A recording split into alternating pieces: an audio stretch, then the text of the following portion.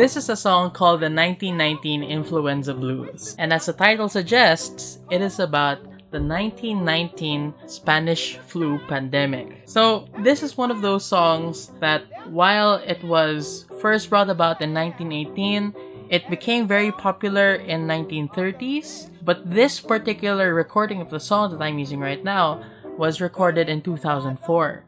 And the reason why, in my opinion, the song has such a huge, lasting, staying power is because it was actually a protest song with a more timeless message. One of the lines in this song says that the groans of the rich sure are sad. And it's obviously more of a complaint or maybe a sarcastic comment about class politics, about class privilege, more than it is a genuine expression of sadness over the inconveniences that the elite have to face. According to medical historian Dr. Peter Hobbins, there are some striking parallels between 2020 and 1919, and that statement makes sense. In both situations, citizens were asked to abandon their normal lives in order to control the disease's spread. Lives were lost, and those who survived were often left jobless. And even then, governments intentionally withheld information until it was too late. Donald Trump is encouraging people to go out to support him. But in September of 1918, Woodrow Wilson held a huge parade that led to hundreds of deaths within days. Right now, you have tinfoil hat conspiracy theorists saying that this is probably a biological weapon from China. But in 1918, the conspiracy theory was that it was a biological weapon from Germany instead. So, this is what's called the historical deja vu. And it's interesting that we call it the new normal, but it's not exactly new, isn't it? We're just repeating the same mistakes that we made more than a century ago.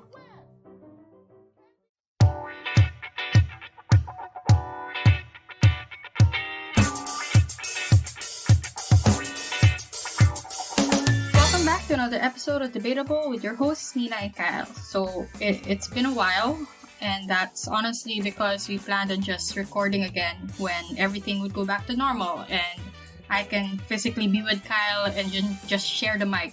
Because honestly, this whole thing with Zoom and recording separately is really difficult. But 4 months later, here we are. You sort of have to accept this is going to be life for a while. And this is our new normal. So we wanted to sort of talk about that. So how's your new normal been, Kyle? Honestly, my new normal has been basically just doing work, and I've never been this productive. Just kidding. It is me being miserable and trying to cope with it by trying to be productive, but I can't really do that because my mind just isn't on right now, okay? It is more about the world is collapsing around me and I can't even be with my friends when it happens. So that's my new normal, Nina. How about you? I'm also pretty miserable. I've turned into a full-on hermit. I have deleted my Facebook. I am barely on Twitter.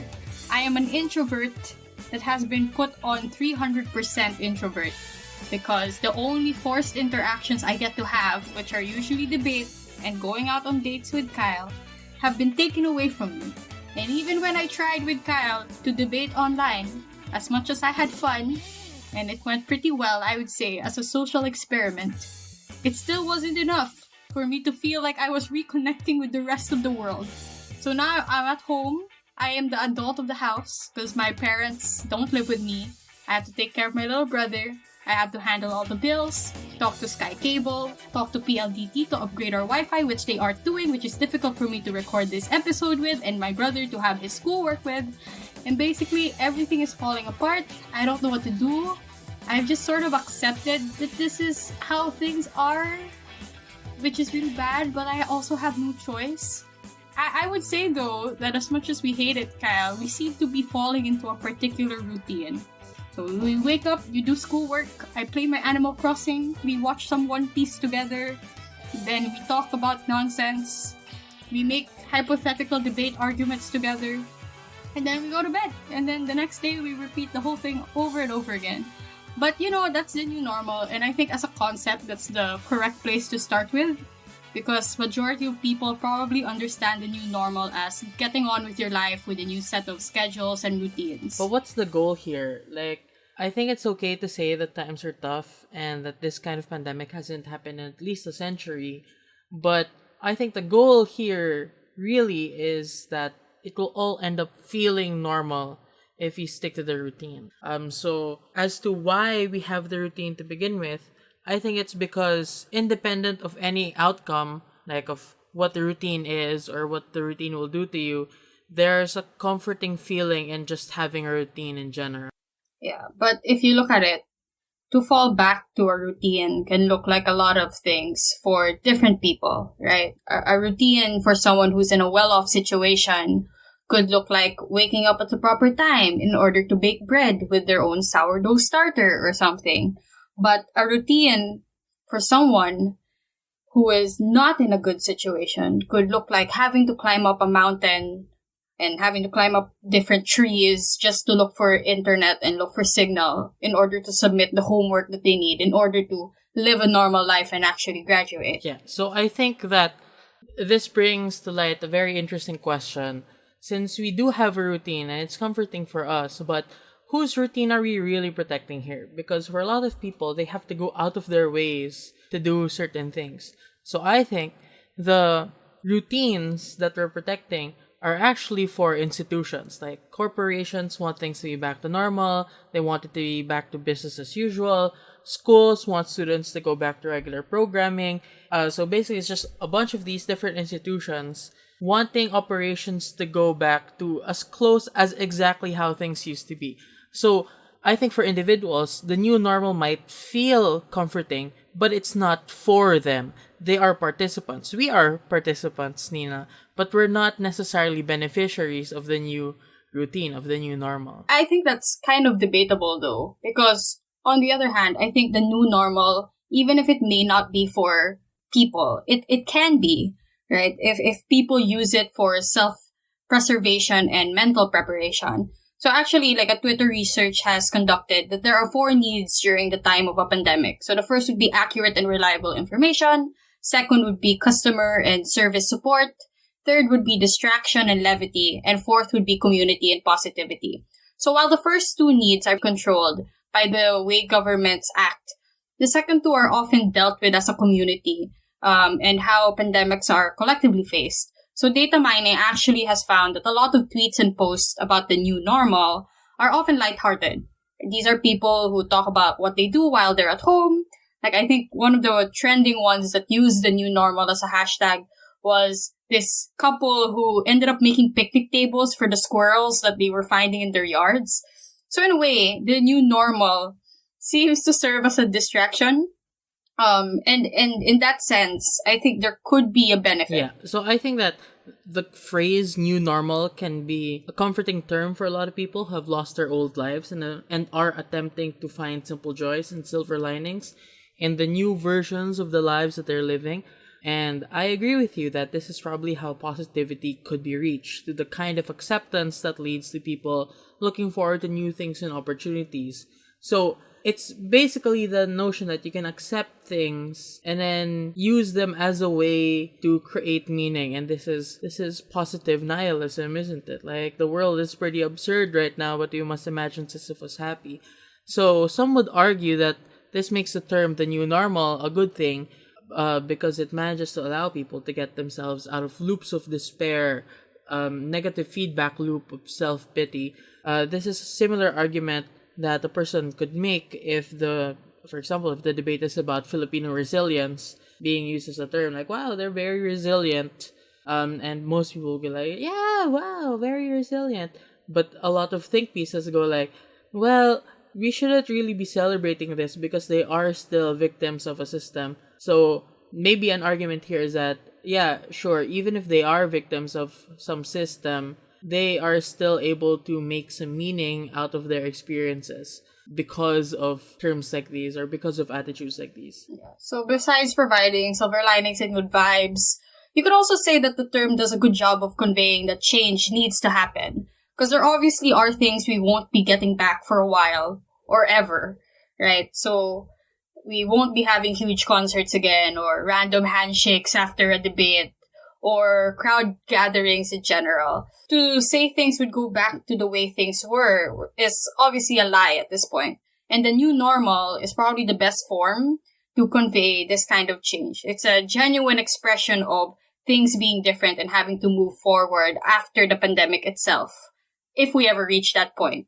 So basically, this is very debatable, especially because it's very similar to the term Filipino resilience and how it works as a concept. So personally, I can see the value in both sides of the argument.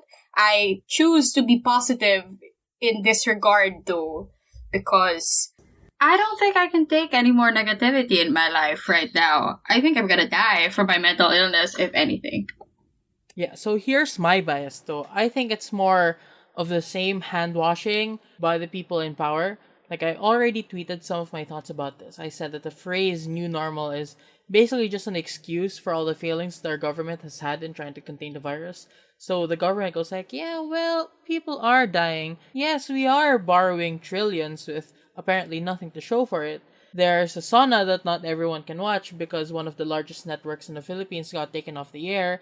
There's an anti-terror bill that's very vague. People are getting unemployed, but oh well, it's the new normal. Shut up. Stay at home. Shut up. Ang arte nyo kasi. It's simple. It's normal. Shut up. It's the new normal. Stay at Yeah, home. so it gets worse when you find out how the term the new normal was actually used historically. It was introduced by economists and policymakers following the 2007 to 2008 financial crisis. It was the term made in response to questions on whether or not the economy would go back to the way it did. Obviously, government officials and economists couldn't find a way to, so they just assured people that this new normal could be better, that we're gonna go back to normal, but it's gonna look a little bit different. So it was also because the term new gives an implicit promise of improvement, even if it's not the case. The term was also used after the 2008 to 2012 global recession, and it was also used by China since 2012 to distract people from the fact that their economic growth was declining. They were just saying, no, it's not the end of an era, it's the new normal. It's just that we're stabilizing, and this is the new normal, they said. Yeah, so those are my feelings about it. Like, the popularity of the term is actually a strategy being used by those in power to win a blame game. And I have this entire reading about blame games. But basically, it's that blame games are important because people want to know why the situation gets as bad as it is, especially in crises. So they want to know who to hold accountable. So whenever there's a crisis, there's a blame game. And they're useful because it's supposed to A, let us better diagnose the problem, and B, know how we can fix it, and C, make sure that it doesn't happen again. But if you look at how it's being packaged, it always seems like it's never the government's fault. Like, it's actually yours. You are the one who's being makulit.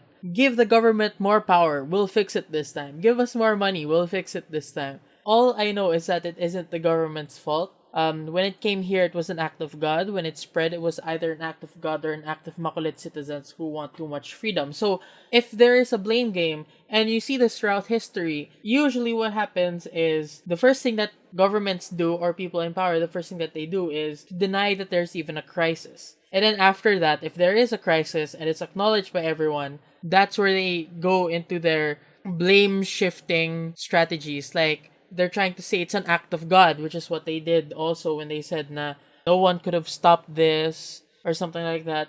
And then instead of it being the fault of the system as a whole, it's the fault of people within the system, individual incompetent public officials. And then even after that, blame gets shifted even more to the single individual taxpayer. So it is a continuous shifting and shifting of blame until the government is just not in the picture at all. So besides being able to assign blame, I think another benefit as to why institutions like using the term the new normal is because it's used to collectively lower expectations. So even if there's no one to blame, or the blame is like in so many different areas, at the very least you don't expect much anymore as people, as citizens, as people who have to deal with the crisis.